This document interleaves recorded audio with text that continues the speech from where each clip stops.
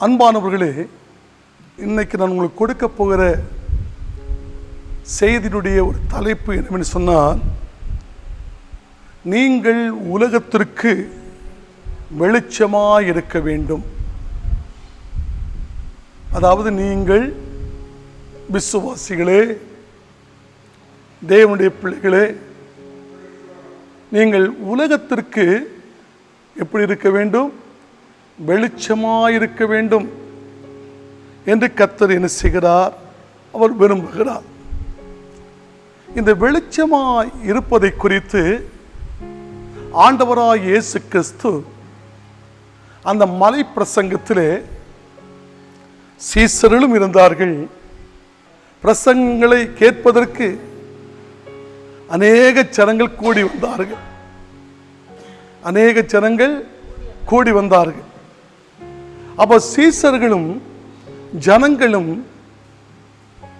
அவர்கள் கூடி இருக்கின்ற அந்த நேரத்திலே ஆண்டவராய் இயேசு கிறிஸ்து பிரசங்கித்த வார்த்தைகள் தான் இந்த மத்தேயு 5ஆம் அதிகாரம் முழுவதும், 6ஆம் அதிகாரம், 7ஆம் அதிகாரம், 8ஆம் அதிகாரம் எல்லாம் ஆண்டவராய் இயேசு கிறிஸ்து அந்த மலை பிரசங்கத்திலே பிரசங்கித்த நல்ல வார்த்தைகள். அந்த நல்ல வார்த்தைகளிலே அந்த 14-15 வசனத்திலே அவர் சொல்லுகிறார். என்ன சொல்லுங்க? நீங்கள் பாருங்கள், ஆண்டவர் என்ன சொல்லுகிறார்? நீங்கள் எல்லாரையும் பார்த்து ஆண்டவர் சொல்லுகிறார், நீங்கள் உலகத்திற்கு வெளிச்சமாயிருக்கிறீர்கள். எவ்வளவு அருமையான வார்த்தை! நம்மை பார்த்து இந்த உலகத்துடைய அண்ட சராசங்களை படைத்த ஆண்டவர் சொல்லுகிறார், நீங்க உலகத்துக்கு எப்படி இருக்கிறீங்க? வெளிச்சமாயிருக்கிறீங்க. இந்த வார்த்தையை கேட்கக்கூடிய சந்தோஷம் வரலையா? எனக்கு ரொம்ப சந்தோஷமா இருக்குது. அப்போ எனக்கே இவ்வளவு சந்தோஷம் இருக்குன்னா, நீங்கள் உலகத்துக்கு வெளிச்சமாக இருக்கிறீங்கன்னு சொல்லி ஆண்டவராய் இயேசு கிறிஸ்து தம்முடைய சீசர்களோடு, தம்முடைய ஜனத்தோடு பேசும் பொழுது அவங்களுடைய இருதயெல்லாம் கொழுந்து விட்டு எரிந்திருக்குமே, அப்பமே முகமெல்லாம் பிரகாசித்திருக்குமே, ரொம்ப சந்தோஷப்பட்டிருப்பாங்களே. நீங்கள் உலகத்திற்கு எப்படி இருக்கிறீர்கள்? வெளிச்சமாயிருக்கிறீர்கள் என்று சொல்லிவிட்டார். இந்த வார்த்தையை கேட்ட உடனே ஜனங்களுக்கு சந்தோஷத்தை குறித்து உங்களோடு பேசினேன். இந்த வார்த்தை சொல்லுகிறது, நீங்கள் உலகத்திற்கு வெளிச்சமாய் இருக்கிறீர்கள். மலையின் மேல் இருக்கிற பட்டணம் மறைந்திருக்க மாட்டாது. ஒரு மலையில, அதாவது தோவாளையிலிருந்து ஆர்லாய் மொழிக்கு போகும் வழியில ஒரு மலைகளிலே ஒரு டெம்பிள் இருக்கிறது, எல்லாரும் பார்க்க முடிகிறது. அதுபோல இந்த சிங்காங்கடையை தாண்டி நீங்க போகும்போது பக்கத்தில் பார்க்கும் மலைகள் இருக்கிறது. மலைகளிலே அங்கிங்குமாக சிறிய சிறிய வீடுகள் இருப்பதையும் நீங்கள் பார்க்க முடிகிறது.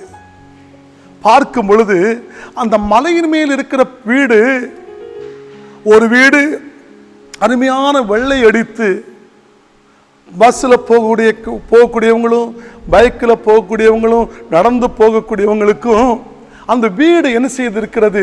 காட்சி கொடுக்குது. ஏன்னு சொன்னால் அது பள்ளத்தில் இல்லை, அந்த வீடு எங்க இருக்குது? மலையின் மேல் இருக்கிறது. அந்த மலையின் மேல் இருக்கிற பட்டணம் மறைந்திருக்க மாட்டாதே, மக்களுக்கு காட்சி கொடுக்கிறதே.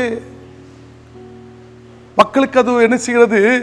அது வெள்ளையா தெரிகிறது, மஞ்சளா தெரிகிறது, ப்ளூவா தெரிகிறது, பச்சையா, எந்த கலர்களாக இருந்தாலும் சரிதான், அது காட்சி கொடுக்கிறது. மறைக்க முடியாது. அதுபோல நம்முடைய வாழ்க்கையில நம்மை ஆண்டவர் எப்படி வைக்கிறார்? நீ மலையின் மேல் இருக்கிற பட்டணத்தை போல கர்த்தர் நம்மை தேசத்திற்கு சாட்சியாக வைத்திருக்கிறார். அது என்ன? வெளிச்சமாக கர்த்தர் வைத்திருக்கிறார். அந்த வெளிச்சம் என்ன சொல்லுகிறது? அடுத்த வசனம் சொல்லுகிறது, நீ விளக்கை கொளுத்தி. அது இப்போ நமக்கு, நான் இப்போ சபையில் நின்று பிரசங்கம் பண்றேன், நல்ல வெளிச்சம் இருக்குது, அது உங்க வீடு இருக்குது. திடீர்னு கரண்ட் போயிட்டு சொன்னா, இன்வெர்டர் இருந்ததுன்னா லைட் எரிஞ்சிடும். இன்வெர்டர் இல்லைன்னு சொன்னா ஏதோ விளக்க கொளுத்துவாங்க, அல்லது மெழுகுத்திரை கொளுத்துவாங்க.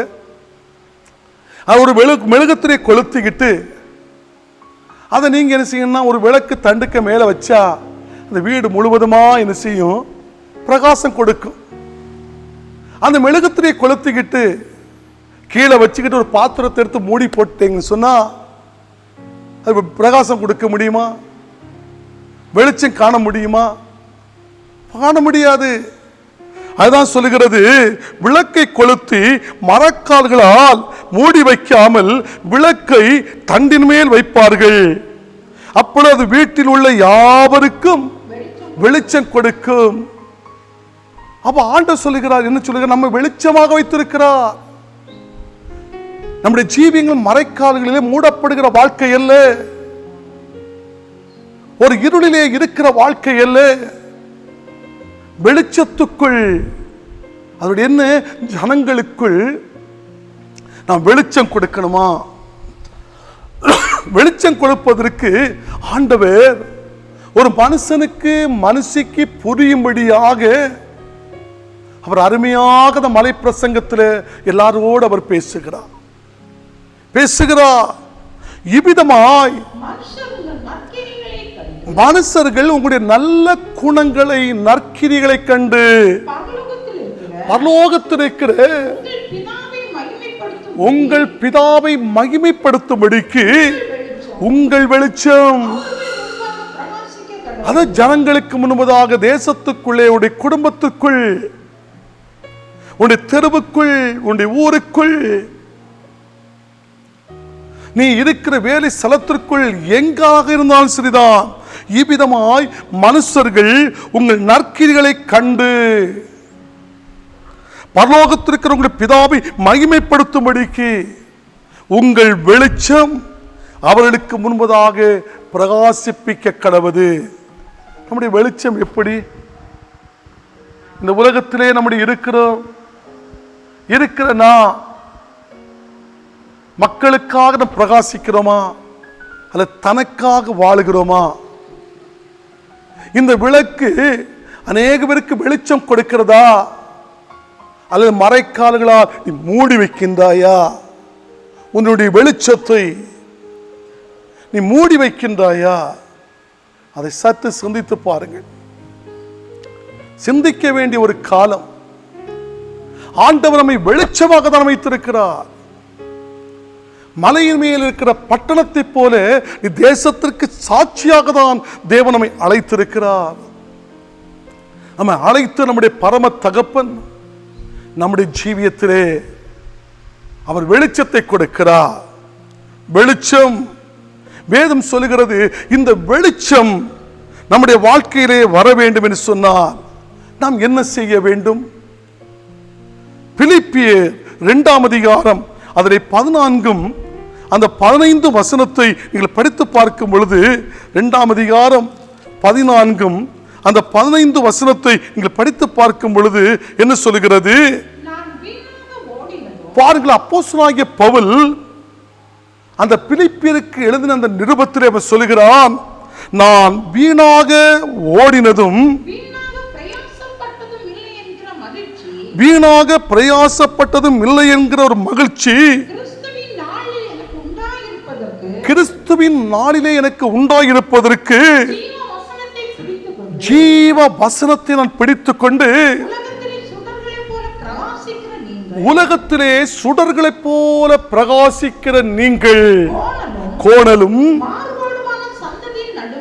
மாறுபாடுமான சன்னதியின் நடுவிலே குற்றமற்றவர்களும் கபடற்றவர்களும்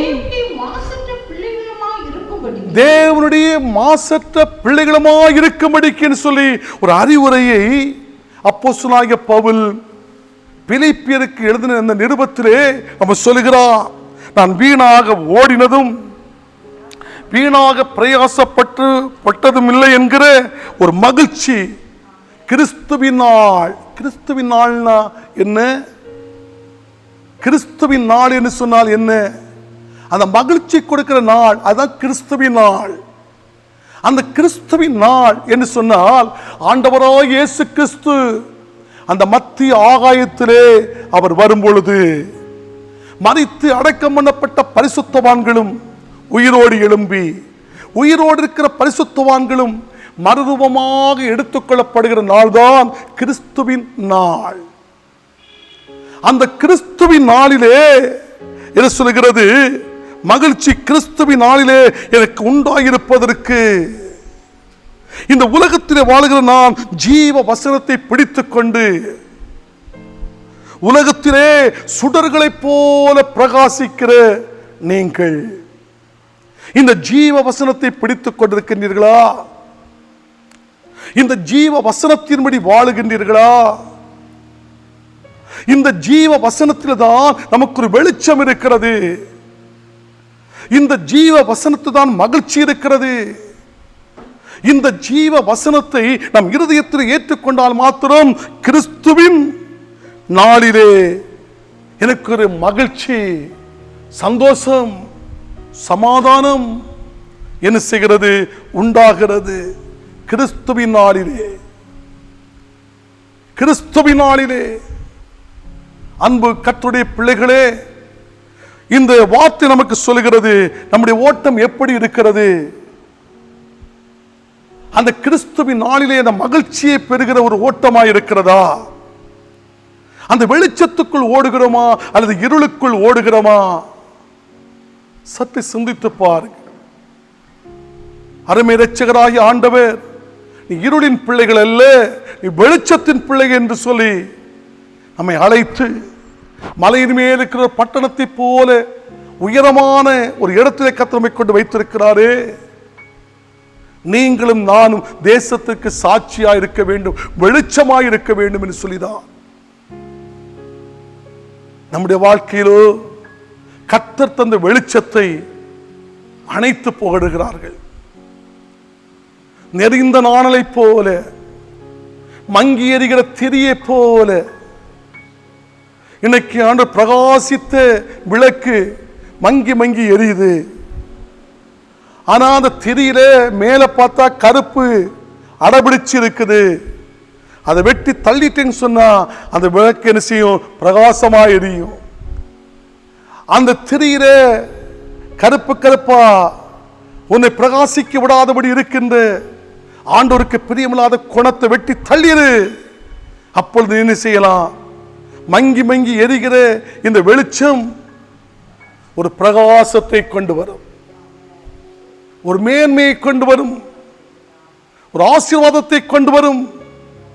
அதனால உன்னுடைய வெளிச்சம், நீ இந்த உலகத்திலே ஓடுகிற ஓட்டம், நீ பரலோகத்தை பிடிக்க வேண்டும் என்ற ஒரு எண்ணத்தோடு ஓடுகிறாயா அல்லது இந்த உலகத்தினுடைய ஆசீர்வாதங்கள் போதும் அவைகளுக்குள்ள எண்ணத்திலே நீ ஓடிக்கொண்டிருக்கிறாயா?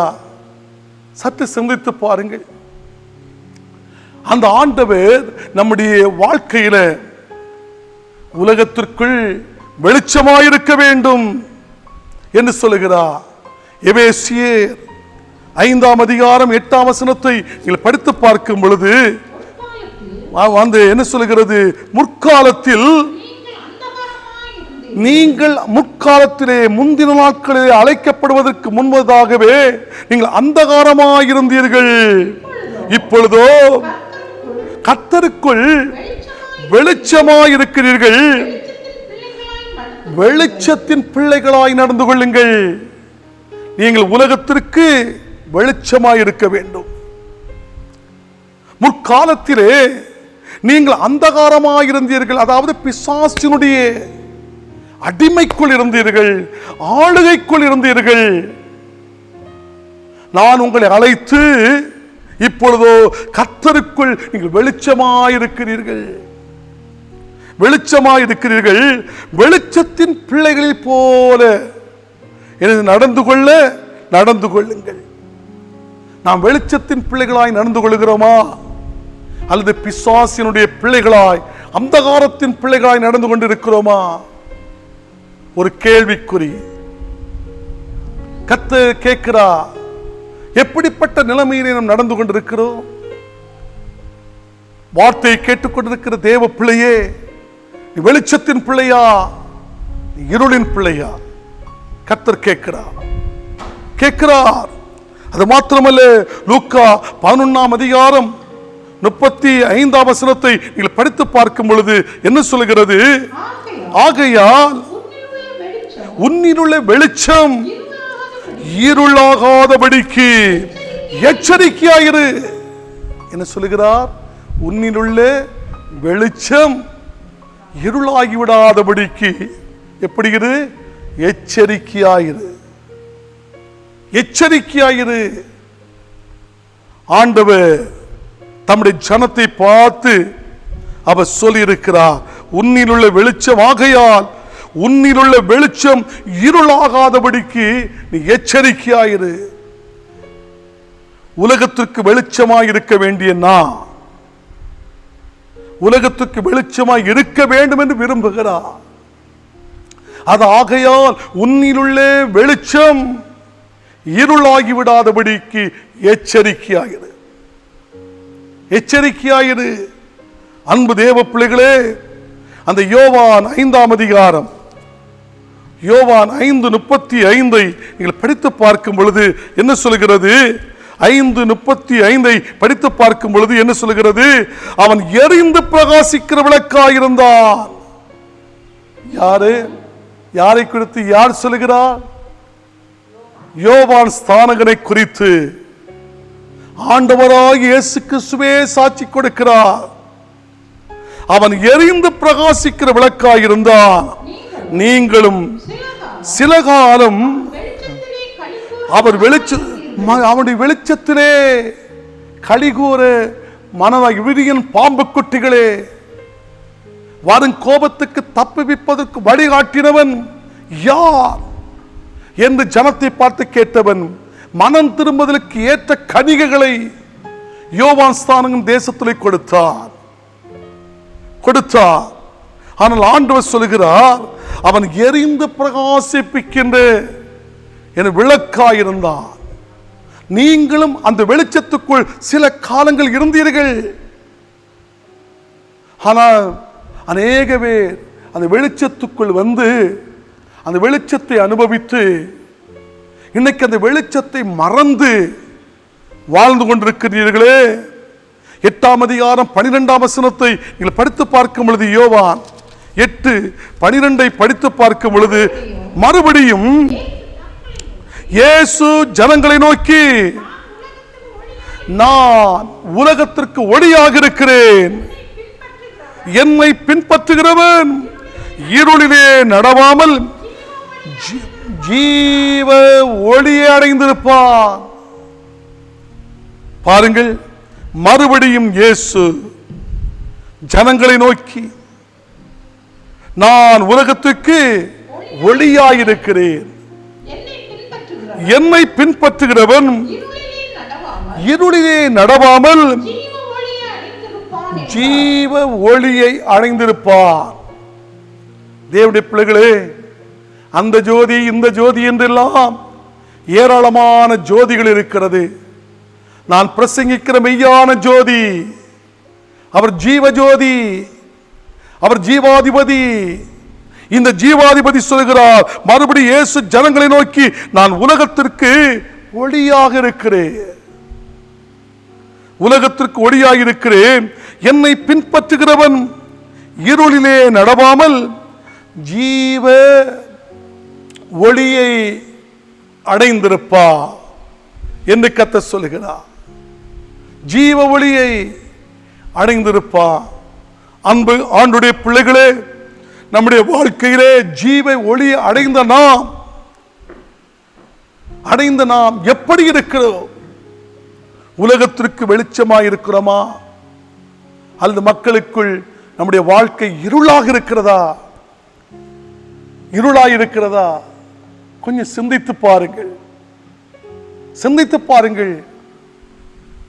ஆனால் கர்த்தர் நம்மை வெளிச்சமாக தான் வைக்கிறார். ஏனென்றால் அவர் வெளிச்சம் உள்ளவர். அவர் வெளிச்சத்தின் பிள்ளைகளாய் நம்மை மாற்றுகிறார். அதுபோல வாழுகிறதற்கு நம்முடைய ஜீவியங்கள் தேவை. பிள்ளைகளே, தேவை.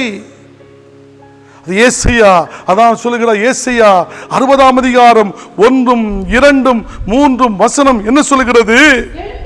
எழும்பி பிரகாசி. ஆனா சொல்லுகிறாரு, நீ எழும்பு.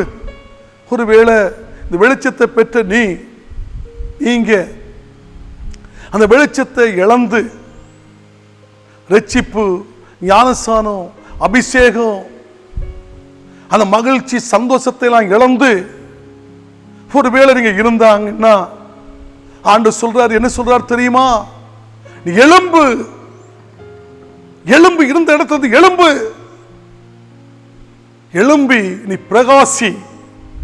நீ எழும்புனா நீ பிரகாசிக்க முடியும். நீ பிரகாசித்தால் கர்த்தருடைய ஒளி உன்மேல் வர முடியும். கர்த்தருடைய மகிமை உன்மேல் போடும். என்னுடைய மகிமையை நான் வேறு ஒருவனுக்கும் கொடேன். அந்த மகிமை தான் வெளிச்சம், அந்த மகிமை தான் சந்தோஷம். ஆண்டவர் என்ன செய்கிறார் தெரியுமா?